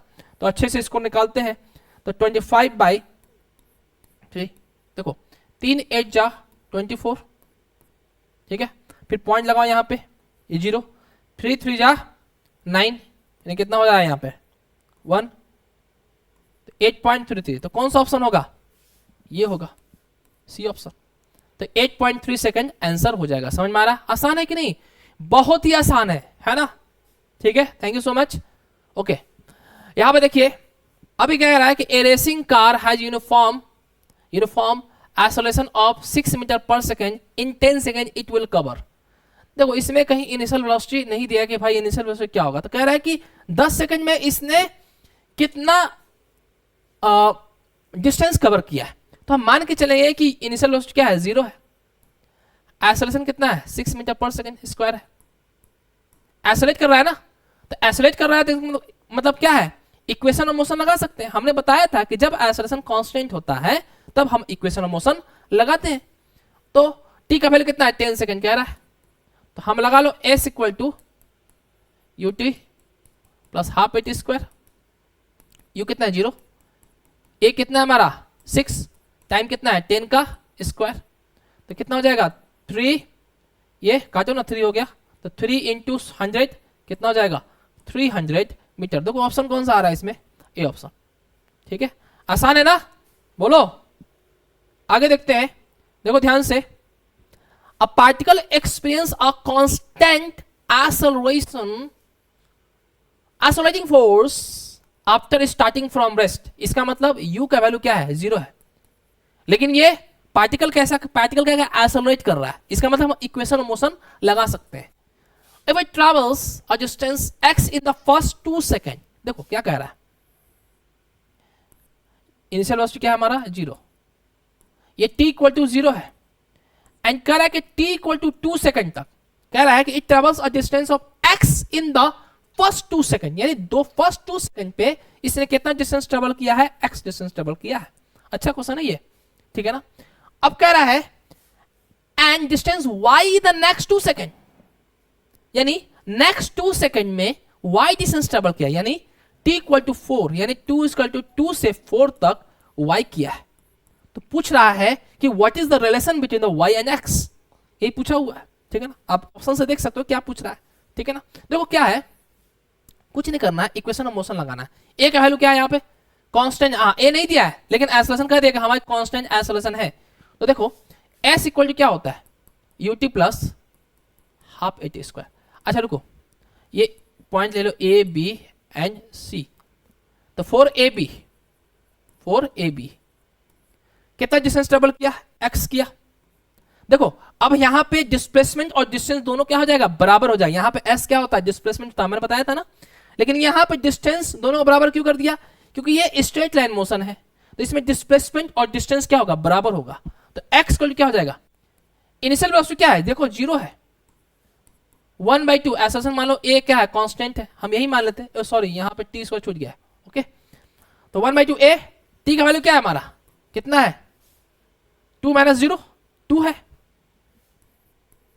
तो कितना हो जाएगा x का वैल्यू, x का वैल्यू जो होगा 2a होगा। समझ पा रहे हो अच्छे से, x का वैल्यू कितना हो जाएगा 2a, ओके। अब देखो ध्यान से, ओके। अब हम क्या करेंगे, अब 4bc नहीं करेंगे, हम 4ac ही करेंगे। bc क्यों नहीं किया हमने, क्योंकि bc निकालने के लिए हमें इस पॉइंट पे वेलोसिटी निकालना पड़ेगा, अब मेहनत ज्यादा करना पड़ेगा। उस मेहनत से बचने के लिए हम क्या करेंगे, ac का यूज करेंगे, ठीक है। तो क्या करेंगे, देखो फिर लगाएंगे, यहां पे डिस्प्लेसमेंट कितना होगा, 0 से लेकर 4 सेकंड तक कितना हो जाएगा, x प्लस वाई हो जाएगा। u कितना है 0, 1/2 a सेम है, टाइम कितना लगा 4 का स्क्वायर, यानी कितना हो जाएगा हमारा, देखो तो 16 8a, यानी x plus y equal to 8a। अब बताओ x का वैल्यू यहां पे कितना है, 2a है, तो 2a लिख दो, 8a, तो हाँ, तो y का वैल्यू कितना हो जाएगा 6a, ठीक है, हाँ ओके। अब देखो x का वैल्यू 2 आया है, x का वैल्यू 2a आया है, एंड y का वैल्यू कितना आया है 6a आया है। तो इसको हम ऐसे लिख सकते हैं, y equal to 2a into 3 है ना, तो y इक्वल टू 2a की जगह पे x लिख सकते हैं, यानी 3 इंटू एक्स, तो y का वैल्यू कितना हो जाएगा 3x। ऑप्शन कौन सा, बी से, आसान है ना। तो y इक्वल कितना हो गया 3x का वैल्यू हो गया, ठीक है। आगे बढ़ते हैं, अब कह रहा है कि अ कॉइन वाज नहीं रेडिएट करता है ना, a coin was thrown vertically upward and it rose to a length of 10 metre, what is the velocity with which the body was thrown upward. क्या कह रहा है कि एक कॉइन है, एक कॉइन है जो ऊपर इनिशियल वेलोसिटी से फेंका जा रहा है, और ये कितना डिस्टेंस तक चला, कितना डिस्टेंस, यहाँ वेलोसिटी 0 है, कितना चला ये कह रहा है कि 10 मीटर तक, यानी h का वैल्यू कितना है 10 मीटर। तो 10 मीटर चला मतलब फाइनल वेलोसिटी क्या होगा 0 होगा। तो कह रहा है कि what is the velocity with which the body was thrown upward. अब देखिए यहाँ पे एक्सेलरेशन नहीं दिया है, लेकिन चूंकि कैसा मोशन हो रहा है, कैसा मोशन हो रहा है, ये मोशन कैसा हो रहा है, ये मोशन हो रहा है वर्टिकल हो रहा है। अब वर्टिकल में एक्सेलरेशन क्या होगा, एक्सेलरेशन ड्यू टू ग्रेविटी होता है। तो यहाँ पे a इक्वल टू जी हो जाएगा, और g का वैल्यू कितना लेंगे, देखो जब नहीं दिया रहता है, गिवन नहीं दिया रहता है, तो 9.8 मीटर पर सेकंड ले सकते हैं, लेना रहता है, ठीक है। 10 के लिए आपको गिवन दिया रहेगा, लेकिन ऑप्शन जो है ये ऐसा ऑप्शन है कि अगर हम g का वैल्यू 10 मीटर ले लेते हैं, 10 मीटर पर सेकंड स्क्वायर ले लेते हैं, तो फिर भी हमारा काम चल जाता है। तो हम 10 मीटर पर सेकंड लेंगे, क्यों लेंगे, ताकि हमारा कैलकुलेशन आसान रहे, ठीक है ना, ठीक है। अब क्या लगाएंगे, क्या निकालना है, वेलोसिटी निकालना है, यानी u निकालना है। तो कौन सा फॉर्मूला लगाएंगे, देखो कौन सा लगाएं, देखो s equal to u t plus half इसको लग गया, नहीं s अगर मैं लगा दो 3 फॉर्मूला है हमारे पास, h equal to u t plus half g t square, एक हमारा है v square equal to you square plus 2gh and v equal to you plus g t, यही है ना। कौन सा फॉर्मूला लगा है, इसमें क्या क्या दिया हुआ है, इनिशियल वेलोसिटी, फाइनल वेलोसिटी और h। तो कौन सा, मेरे ख्याल से क्या लगाना चाहिए, ये वाला लगाना चाहिए, मेरे ख्याल से क्या लगाना चाहिए, ये लगाना चाहिए, क्योंकि फाइनल वेलोसिटी पता है, g पता है, h पता है, u निकालना है सिर्फ, ठीक है ना। तो कौन सा लगाएंगे, ये वाला सेकंड वाला, ठीक है। तो क्या लगाएंगे, v square equal to you square plus 2gh। अब हमने क्या बताया था, देखो ध्यान से देखना, यहां पे हमें निकालना क्या है, g का वैल्यू, ओके।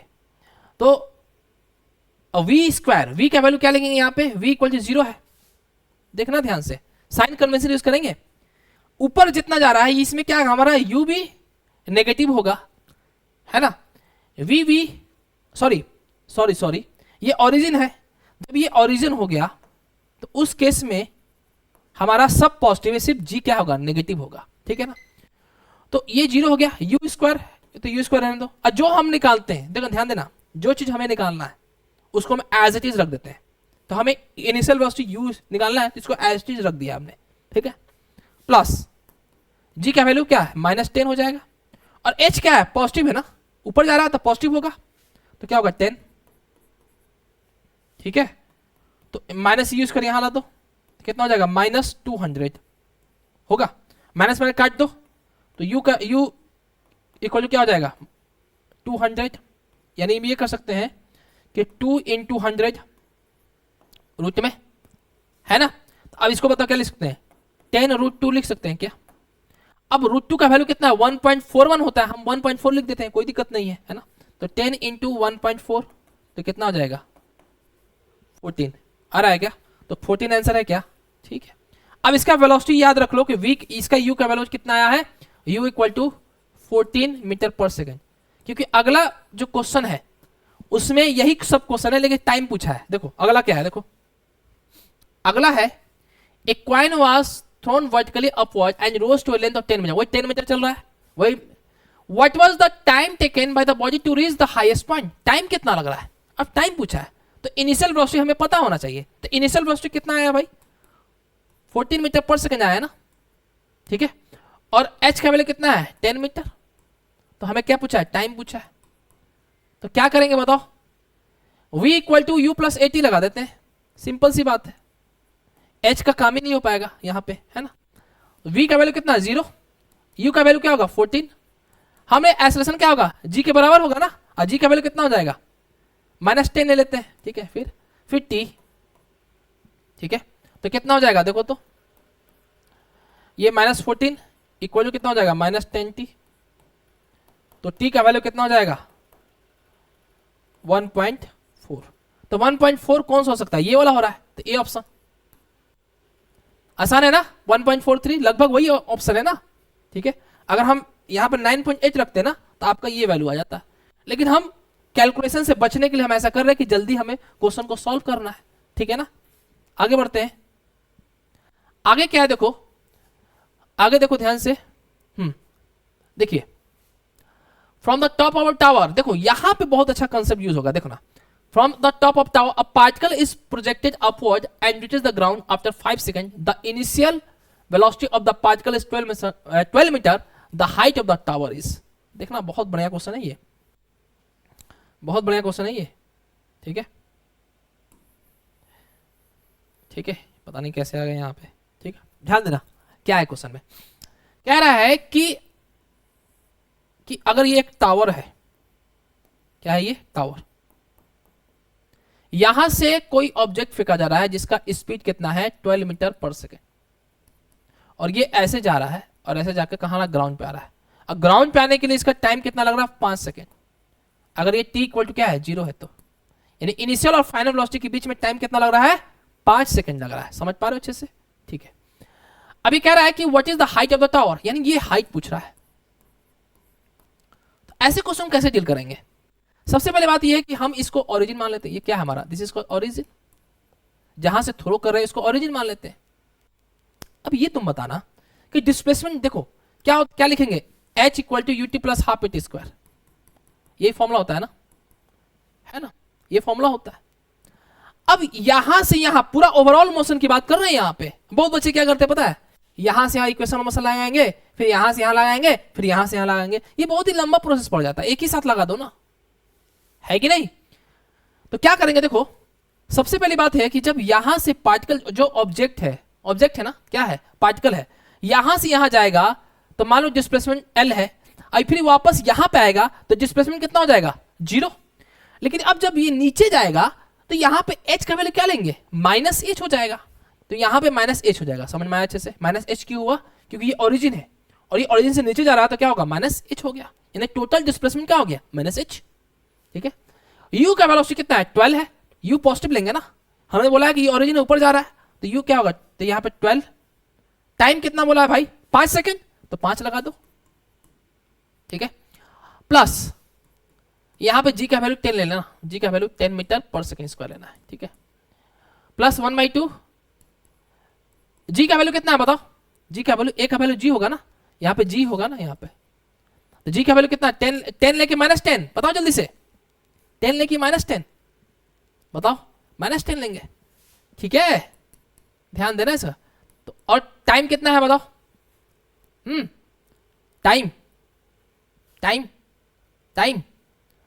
कितना है 5 है ना, तो 5 का स्क्वायर कर लो तो कितना आया देखो तो, -h इक्वल टू कितना हो गया 60, इसे कितना होगा -25, अब ये 2 से -5 तो -125 हो जाएगा, तो -h इक्वल टू कितना हो जाएगा 60 माइनस कितना हो जाएगा, सॉरी 60 माइनस 125 कितना होता है जल्दी बताओ, 60 माइनस 125, 60 माइनस 125 कितना होगा, 125 कितना होगा बताओ, 5 65, यानी कितना हो जाएगा 65 हो जाएगा, ठीक है, -65, तो h का वैल्यू कितना हो जाएगा 65 मीटर, यानी हाइट ऑफ टावर कितना आ गया 65 मीटर, बी ऑप्शन।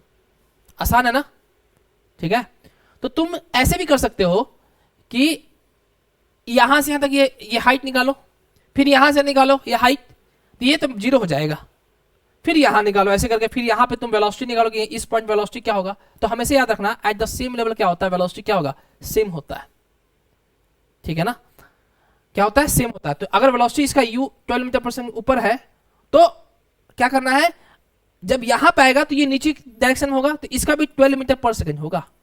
तो एक कंसेप्ट याद रखना कि जब कोई बॉल ऐसे फेंकते हैं तो सेम लेवल पे जो स्पीड होगा वो क्या होता है सेम होता है। अगर ये ऊपर जा रहा है ऐसे तो यहां से ऐसे आएगा, ये ऊपर जाएगा तो यहां से ऐसे आएगा, तो हमारा इस सेम लेवल पे जो स्पीड होगा वो क्या होगा सेम होगा। ये ध्यान रखना इस चीज को, ठीक है। आगे बढ़ते हैं। अब क्या है देखो ध्यान से, एक अच्छा question, a ball is drop downward after 1 second, another ball is drop downward from the same point, what is the distance between them after 1 second. देखो ये फर्स्ट बॉल है और ये सेकंड बॉल है, ठीक है। तो कह रहा है कि what is the distance between them, दोनों के बीच में डिस्टेंस कितना होगा 3 सेकंड के बाद, है ना। तो अगर ये t इक्वल टू 0, इसको हमने t इक्वल टू 0 से फेंका, है ना, तो ये यहां कहीं पहुंचेगा, है ना, यहां पर कहीं पहुंचेगा t इक्वल टू 3 सेकंड पे, ठीक है। इसको सेकंड बॉल को 1 सेकंड बाद फेंका गया है, ठीक है। इसका मतलब ये स्टार्ट हुआ है 1 सेकंड के बाद और ये यहां कहीं पहुंचेगा t इक्वल टू कितना 3 सेकंड में, यानी ये 1 सेकंड बाद फेंका गया है, ये 1 सेकंड बाद फेंका गया है। तो इसका टाइम का ड्यूरेशन कितना है 2 सेकंड, इसका कितना है 3 सेकंड। तो पूछ रहा है कि ये जो दोनों का हाइट जो डिफरेंस है ये h, ये पूछ रहा है कि दोनों का डिफरेंस कितना है। तो हम क्या करते हैं, मान लो ये इसका h1 डिस्टेंस है पूरा और ये h2 डिस्टेंस है, तो अगर h1 माइनस h2 कर देंगे तो h आ जाएगा। h का निकालने क्या करेंगे, h1 माइनस h2 करेंगे, ये करेंगे। तो कैसे करेंगे बताओ। तो इनिशियल वेलोसिटी क्या है दोनों का, ये तो 0 है, दोनों ड्रॉप किया जा रहा है। तो कौन सा फॉर्मूला लगाएंगे, h equal to ut plus half g t square लगा देते हैं। तो देखो h equal to ut plus half g t square for first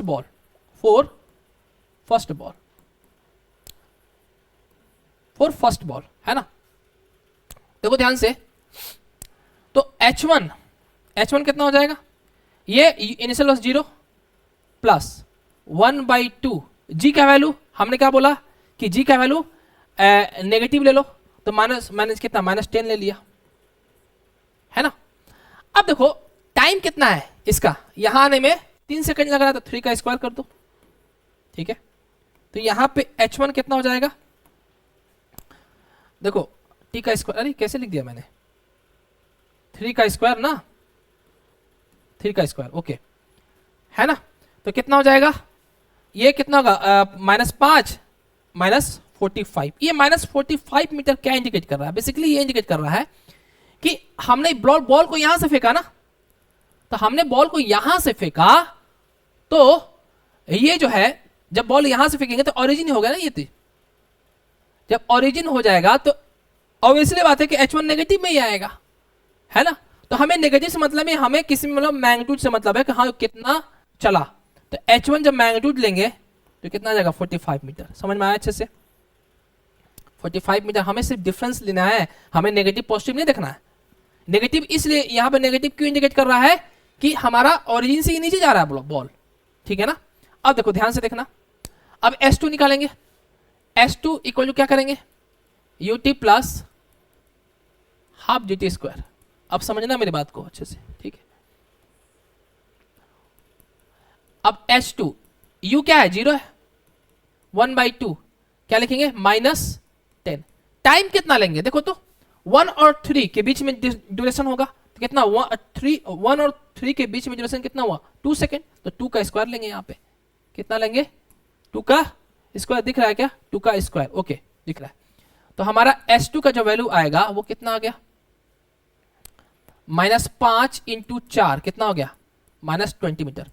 वही नेगेटिव क्यों आया, क्योंकि ओरिजिन हमारा क्या है ये है, और नीचे जाएगा तो नेगेटिव ही आएगा, तो हमें पॉजिटिव से मतलब है, हमें डिफरेंस निकालना है ना। तो कितना होगा 20 मीटर। तो बताओ h इक्वल क्या होगा h1 माइनस h2। तो h1 कितना हमारा 45, h2 कितना हमारा 20, तो कितना हो गया 25 मीटर, यानी 25 मीटर आंसर आपका आ जाएगा, ठीक है ना। तो इसका आंसर क्या है 25 मीटर। आसान है कि नहीं आसान है, ठीक है ना। आगे बढ़ते हैं। अब ये क्या कर रहा है, a lead ball and snow ball of identical radius are release from certain height in a vacuum, the time taken both them to reach the ground are. सबसे पहली बात यह है कि अगर ये बॉल जो है, जैसे एक कंसेप्ट ये भी समझो कि अगर एक हाथी है, ठीक है ना, और एक कोई लकड़ी है, छोटा सा लकड़ी है, चाहे एक हाथी कर लो एक चींटी कर लो, दोनों का मास में कितना डिफरेंस है, बहुत डिफरेंस है, वेट बहुत ज्यादा है। लेकिन अगर वैक्यूम में फेंकते हैं तो क्या होता है, दोनों का जो टाइम लगता है ग्राउंड पे आने में, अगर सेम हाइट पे से फेंक रहे हैं सेम हाइट से फेंक रहे हैं तो ग्राउंड पे आने में जो समय लगता है वो सेम लगता है, ठीक है ना। क्या लगता है? सेम लगता है।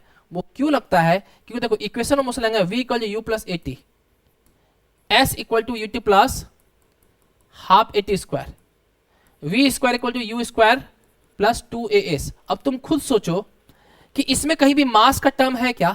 कहीं भी मास का टर्म नहीं है। फाइनल वेलोसिटी भी सेम रहेगा, इनिशियल सेम रहेगा, एक्सेलरेशन भी सेम रहेगा, टाइम भी तो सेम ही रहेगा। अगर हाथी और चींटी को दोनों को ड्रॉप किया जाए तो इनिशियल वेलोसिटी 0 होगा। चूंकि हाई जितने सेम हाइट से फेंकेंगे तो हमारा वेलोसिटी भी फाइनल वेलोसिटी भी सेम रहेगा, और ये तो दोनों पर सेम रहेगा, तो इसलिए हमारा टाइम भी क्या होता है? सेम होता है। उसी तरह लेड बॉल और स्नो बॉल जो आयनिकल रेडियस है, जो वैक्यूम में फेंका जा रहा है ना, तो उस समय क्या होगा? हमारा दोनों जो है दोनों इक्वल टाइम में पहुंचेगा। समझ में आ रहा है? अब ये यहाँ पे वैक्यूम की बात क्यों कर रहा है? क्योंकि हम जो भी इक्वेशन ऑफ मोशन जो लगाते हैं वो बेसिकली वैक्यूम के लिए लगाते हैं। एयर की वजह से एयर रेजिस्टेंस फोर्स आता है, उसकी वजह से टाइम जो का जो ड्यूरेशन हो जाता है वो जिसका ज्यादा सरफेस एरिया होता है ना उसका बढ़ जाता है, ठीक है ना। तो वैक्यूम में कोई भी एयर रेजिस्टेंस फोर्स नहीं लगता है, इसलिए टाइम जो होता है वो सेम होता है। तो इसलिए क्या लिखेंगे? Exactly equal. तो ऑप्शन क्या हो जाएगा? बी हो जाएगा, ठीक है ना। आगे बढ़ते हैं। अब यहां पे पढ़ेंगे कि ये क्या है हमारा, ठीक है। अब देखिए ध्यान से, यहां पे देखिए अगर कोई, ये क्या है? सर्कुलर मोशन है। कैसा है? Circular motion. क्या है? This is called circular motion, ठीक है। अब ये देखिए डिस्टेंस क्या होता है। अगर ये सर्कुलर मोशन का रेडियस r है, ये r है, अगर रेडियस r है, ये इतना डिस्टेंस कवर मतलब एंगुलर डिस्प्लेसमेंट हुआ थीटा, ओके। ये क्या हो गया? यहां से यहां जाएगा तो क्या होगा हमारा? This is called distance s, ठीक है। लेकिन अगर हम बात करें कि एक कंप्लीट सर्कुलर मोशन में जो डिस्टेंस कवर होगा, कोई पार्टिकल डिस्टेंस कवर करेगा, वो कितना करेगा? 2πr। अब कितना टोटल टाइम लगेगा? तो टाइम क्या होगा? Distance by speed. तो अगर एक इसका स्पीड v है और ये कांस्टेंट है, ठीक है, तो टाइम जो होगा वो कितना हो जाएगा? 2πr/v। तो यूनिफॉर्म सर्कुलर मोशन किसको बोलते हैं? कि अगर कोई पार्टिकल सर्कुलर मोशन कर रहा है जिसमें स्पीड क्या हो? कांस्टेंट हो, तो उसको बोलते हैं यूनिफॉर्म सर्कुलर मोशन बोलते हैं। तो क्वेश्चन ये आ सकता है कि क्या यूनिफॉर्म सर्कुलर मोशन में वेलोसिटी आएगा? बिल्कुल आएगा। क्यों आएगा वेलोसिटी?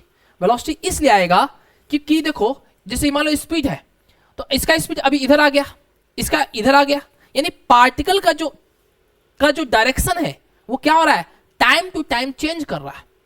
अब टाइम टू टाइम चेंज कर रहा है तो यहां पे जो वेलोसिटी होगा, वेलोसिटी के पास क्या होता है? मैग्नीट्यूड भी होता है, डायरेक्शन होता है। तो मैग्नीट्यूड हमारा क्या है? v है। डायरेक्शन क्या? वो चेंज कर रहा है। अब जब डायरेक्शन चेंज करेगा इसका मतलब वेक्टर क्वांटिटी वेरी करेगा। वेरी करेगा इसका मतलब क्या है? वेक्टर क्वांटिटी वेरी करता है तो इसका मतलब क्या होगा? वेलोसिटी भी वेरी करेगा, और वेलोसिटी वेरी करेगा यानी वेलोसिटी का वेरिएशन ही क्या है? कि वो एक्सेलरेशन आ रहा होगा तभी वेलोसिटी वेरी कर रहा है।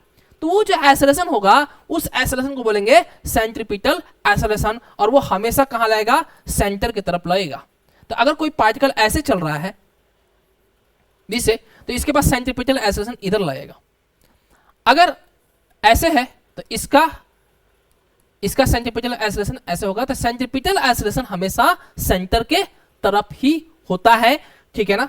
और यहां पे जो नेट एक्सेलरेशन होगा वो क्या होगा? सेंट्रीपिटल एक्सेलरेशन होगा। ये कब होगा? जब यूनिफॉर्म सर्कुलर मोशन होगा। समझ पा रहे हो अच्छे से? तो ध्यान ये रखना है कि यूनिफॉर्म सर्कुलर मोशन में हमारा स्पीड क्या होता है? कांस्टेंट होता है, लेकिन वेलोसिटी क्या होता है? वेरी करता है, मतलब वेलोसिटी चेंज होता है। समझ में आ रहा है? और वेलोसिटी चेंज होगा तो सेंटर की तरफ क्या होगा? एक्सेलरेशन लगेगा, और उस एक्सेलरेशन को बोलते हैं सेंट्रीपिटल एक्सेलरेशन। और ये एक्सेलरेशन किस पे लाएगा? पार्टिकल पे लाएगा, जो पार्टिकल सर्कुलर मोशन करेगा। समझ पा रहे हो अच्छे से? तो टाइम पे लिख लो 2πr/v, ओके। अब यहां पे बताओ, ये वेलोसिटी और सेंट्रीपिटल एक्सेलरेशन के बीच में एंगल क्या बनाएगा? 90 डिग्री। तो हमेशा यूनिफॉर्म सर्कुलर मोशन में एक्सेलरेशन और वेलोसिटी के बीच में एंगल कितना होगा? 90 डिग्री होगा, ठीक है। लेकिन जब स्पीड कांस्टेंट नहीं होता है, क्या होता है? स्पीड कांस्टेंट नहीं होता है, स्पीड भी वेरी करता है। तो स्पीड जो वेरी करेगा इस डायरेक्शन में क्या होता है? टेंजेंशियल एक्सेलरेशन आ जाता है। क्या आ जाता है? टेंजेंशियल एक्सेलरेशन क्या होता है? तो टेंजेंशियल एक्सेलरेशन के कारण, टेंजेंशियल एक्सेलरेशन के कारण देखो, टेंजेंशियल एक्सेलरेशन का स्पीड क्या होता है? स्पीड चेंज होता है। क्या होता है? Speed change. यानी टेंजेंशियल एक्सेलरेशन के कारण स्पीड चेंज होता है, और सेंट्रीपिटल एक्सेलरेशन के कारण वेलोसिटी चेंज होता है। वेलोसिटी चेंज होता है। तो इस समय हमारा जो नेट एक्सेलरेशन आएगा, कि अब देखो क्या है कि सेंट्रीपिटल एक्सेलरेशन ये इधर है और टेंजेंशियल एक्सेलरेशन इधर है, तो जो हमारा नेट एक्सेलरेशन आएगा इधर होगा। तो इस केस में जो स्पीड होगा और नेट एक्सेलरेशन के बीच में 90 डिग्री नहीं होगा। ये कब? जब हमारा टेंजेंशियल एक्सेलरेशन आए, यानी नॉन यूनिफॉर्म सर्कुलर मोशन हो। Non uniform circular. तो इन शॉर्ट क्या समझोगे कि यूनिफॉर्म सर्कुलर मोशन किसको बोलते हैं? जिसमें स्पीड कांस्टेंट हो। और नॉन यूनिफॉर्म सर्कुलर मोशन किसको बोलेंगे? जब हमारा स्पीड कांस्टेंट ना हो। तो जब हमारा स्पीड कांस्टेंट होगा तो हमारा स्पीड और एक्सेलरेशन के बीच में 90 डिग्री होगा। ठीक है, और वो एक्सेलरेशन क्या होगा? सेंट्रीपिटल एक्सेलरेशन के बराबर होगा। ठीक है, क्वेश्चन ये भी हो सकता है कि नॉन यूनिफॉर्म सर्कुलर मोशन में जो स्पीड होगा और सेंट्रीपिटल एक्सेलरेशन के बीच में भी 90 डिग्री होगा एंगल। कैसे? देखो, ये नॉन यूनिफॉर्म सर्कुलर मोशन है, तो स्पीड इधर है, सेंट्रीपिटल एक्सेलरेशन इधर है, तो इसमें भी 90 डिग्री होगा। लेकिन जो नेट एक्सेलरेशन होगा, यानी एक्सेलरेशन जो होगा वो इधर है, उस समय हमारा नेट एक्सेलरेशन के बीच में और स्पीड के बीच में 90 डिग्री नहीं है। लेकिन सेंट्रीपिटल एक्सेलरेशन और स्पीड के बीच में जो एंगल होगा 90 डिग्री ऑलवेज होगा, यूनिफॉर्म हो चाहे नॉन यूनिफॉर्म हो। ये ऐसा क्यों हो रहा है? यूनिफॉर्म सर्कुलर मोशन में, क्योंकि यूनिफॉर्म सर्कुलर मोशन में स्पीड क्या है? कांस्टेंट है। ठीक है, स्पीड कांस्टेंट है, तो उसकी वजह से टेंजेंशियल एक्सेलरेशन नहीं होगा। टेंजेंशियल एक्सेलरेशन से ही स्पीड आता है ना। ठीक है, समझ पा रहे हो अच्छे से? ठीक है, तो यूनिफॉर्म सर्कुलर मोशन में हमारा एक्सेलरेशन और वेलोसिटी या स्पीड के बीच में जो एंगल होगा 90 डिग्री होगा। बस इतना याद रखना। ठीक है, कंफ्यूजन तो नहीं हो रहा है ना? कंफ्यूज तो नहीं हो रहे हो ना? आगे बढ़ते हैं। देखो, अब कह रहा है what is the tangential velocity. Tangential velocity क्या होगा? तो टेंजेंशियल वेलोसिटी हमने आपको बताया कि स्पीड के डायरेक्शन में होता है। तो क्या लिखा है? चाहे स्पीड चाहे वेलोसिटी, स्पीड भी इधर ही, तो वेलोसिटी भी क्या इधर ही होगा ना। तो क्या होगा? Velocity is in the direction of force. What is the tangential velocity? Tangential velocity क्या होगा? ये है। तो टेंजेंशियल वेलोसिटी ये हो जाएगा। तो टेंजेंशियल वेलोसिटी जो होगा वो क्या होगा? कह रहा है कि is perpendicular to the force, है ना। याद रखना इसमें कौन सा लिखना है? Uniform circular motion. इसमें यूनिफॉर्म सर्कुलर, इसमें नहीं, यूनिफॉर्म सर्कुलर मोशन होना चाहिए। यूनिफॉर्म सर्कुलर मोशन, तब जाके ये सही होगा। तो यूनिफॉर्म सर्कुलर मोशन होगा तो क्या होगा? तो यूनिफॉर्म सर्कुलर मोशन में हमारा जो वेलोसिटी होगा वो फोर्स के परपेंडिकुलर होगा। तो कौन सा ऑप्शन हो? बी। अब कह रहे सर फोर्स, अरे भाई जो सेंट्रीपिटल एक्सेलरेशन आया वो कैसे आया होगा? फोर्स की वजह से आया होगा। तो फोर्स जिस डायरेक्शन में होगा वही एक्सेलरेशन की डायरेक्शन होगा। तो इसलिए सेंट्रीपिटल फोर्स लगता है सेंटर की तरफ, तो सेंट्रीपिटल एक्सेलरेशन भी लगता है सेंटर की तरफ। ठीक है ना। तो इसलिए क्या हो जाएगा हमारा? Velocity perpendicular to the force. ठीक है ना। ठीक है, समझ में आया? चलो आगे बढ़ते हैं। दिस इज लास्ट क्वेश्चन लगता है। An example of body with constant speed but still accelerating. Speed क्या है? कांस्टेंट है, लेकिन फिर भी उसके अंदर एक्सेलरेशन आ रहा है। तो क्या देखते हैं? पहले डी देखते हैं। A body moving with constant speed on a straight line path track. अब बताओ, कोई बॉडी जो है स्ट्रेट ट्रैक में कांस्टेंट स्पीड से चल रहा है। तो कांस्टेंट स्पीड से चलेगा, अगर तुम ऐसे समझो कि कोई बॉडी जो है स्पीड क्या है? कांस्टेंट है, और इसके पास देखना ध्यान से, स्पीड कांस्टेंट है। ठीक है, तो वेलोसिटी भी इसी स्पेसिफाइड डायरेक्शन में आ रहा है। यानी स्पीड क्या होगा? This is the magnitude of velocity, यानी मैग्नीट्यूड का सेम है और डायरेक्शन भी सेम है। इसका मतलब यह हुआ कि वेलोसिटी क्या है? कांस्टेंट है। अब वेलोसिटी कांस्टेंट में एक्सेलरेशन क्या होगा? जीरो। तो एक्सेलरेशन तो है ही नहीं इसमें, तो ये तो होगा ही नहीं। ठीक है, अब ये कह रहा है a body moving with constant speed on a straight road, वही चीज है, सेम टू सेम वही है, तो ये भी नहीं होगा। अब यहां पे कह रहा है a body moving in a helical path with constant speed, helical path ऐसा होता है, इसमें भी नहीं होगा। अब ये कौन सा, a body moving with constant speed in a circular path, हाँ ये होगा। इसमें होता है कि सर्कुलर पाथ में स्पीड कांस्टेंट रहता है लेकिन फिर भी एक्सेलरेशन होता है सेंटर की तरफ, वो एक्सेलरेशन क्या होता है, सेंट्रीपिटल एक्सेलरेशन, ठीक है ना। ओके, ये लेक्चर्स काफी लंबा हो गया है, ठीक है, और ये हमारा चैप्टर कंप्लीट भी हो गया है, ठीक है ना, ये मोशन पूरा कंप्लीट हो गया। अगला जो मैं चैप्टर लाने वाला हूं, force as laws of motion, ठीक है ना। तो आपको मेरा लेक्चर कैसा लगता है, आप प्लीज, आपसे रिक्वेस्ट है कि प्लीज कमेंट बॉक्स में कमेंट करें। Thank you so much. जय हिंद, जय भारत।